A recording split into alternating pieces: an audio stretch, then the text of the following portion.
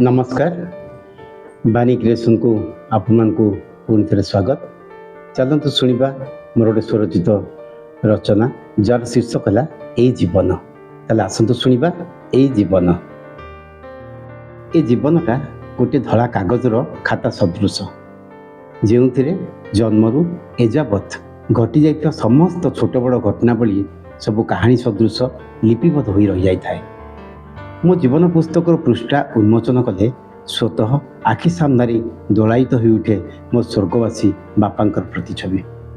मो जीवन रे तांकर अवदान कर्तव्यनिष्ठता तांको सहित बीतेइथिबा जीवन प्रतिटी मुहूर्त आउ एमती केते कौन तांकर उत्सर्गीकृत जीवन ठीक एक दीपशिखा भली प्रज्वलित होई मते रोशनी दिखाइथिला ओ मो जीवन सबु अंधकार को दूरे दे मते नूतन मार्गदर्शन कराइथिला।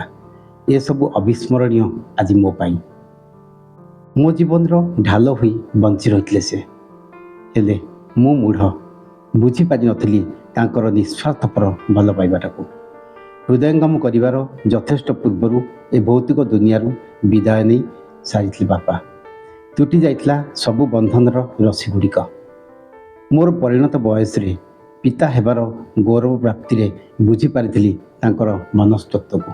जो दिन कोमल शिशुटी को मो छाती जाबड़ी धरी दुनिया जाकर खुशी साउंटिबारे व्यस्त रही मु तापरे तार बयस बढ़िया सहित तार हेफाजत रे जेमती कौनसी त्रुटि रही न जाऊ एथिपाई निजर सुख स्वाच्छंद को जलांजलि दे चलती मु। सेतबेले मो मन आकाश रे उंकी मारुला सत भावनार इंद्रधनु पुअर उज्जवल भविष्य को नहीं गढ़ी तोली केते आशार सौध किंतु बयसर सायन अनुभव करि पारथिली मो बापांकर हृदय जंत्रणा जेतेबेले मोर एकमात्र उच्चपदस्थ पुओ पाखरे वर्षकर 365 दिन गोटे दिन भी मते बापा बोली राखिबार अवकाश नथिला।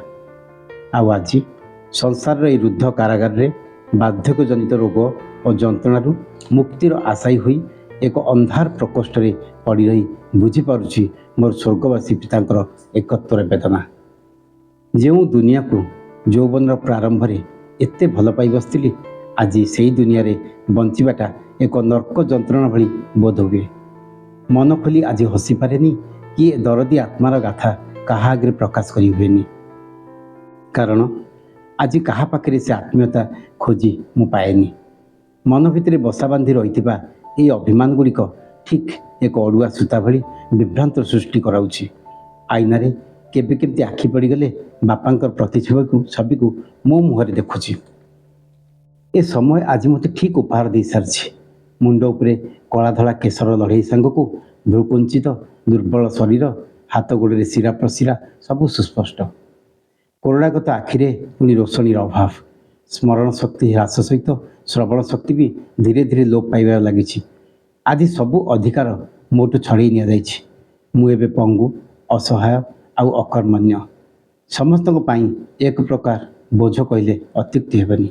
तथापि एथिबे मोर आदौ अफसोस नहीं कारण ए सब मोर कर्मर फल। मु खाली व्यस्त और विव्रत मोर आगामी पीढ़ी पाई कारण ए सब दुर्दशा से माने सहय करि परिबेनी आउ सेमानक दुरावस्था मोर आत्मा शांति पाई परिबनी। सेथिपई आगामी वंशधर को मु चेतावनी दे जाउछि बेल थाउ थाउ सुधरी जाओ जीवन मूल्यबोध को बुझा चेष्टा कर। जो भूल गुड़िकर प्रायश्चित आज मते करने को पड़ुछि से सब भूल को आउ दोहराओ नहीं। समस्त युवपीढ़ी को आज मोर निवेदन बापा माँ आखिर रोशनी हुआ बार्धक्य से सहारा दियो शेष जीवन जाए से सेवा जत्न कर आउ तांको शांति विदाय दियो। देखिब से आशीर्वाद हाथ सर्वदा तुम उपर रही। धन्यवाद।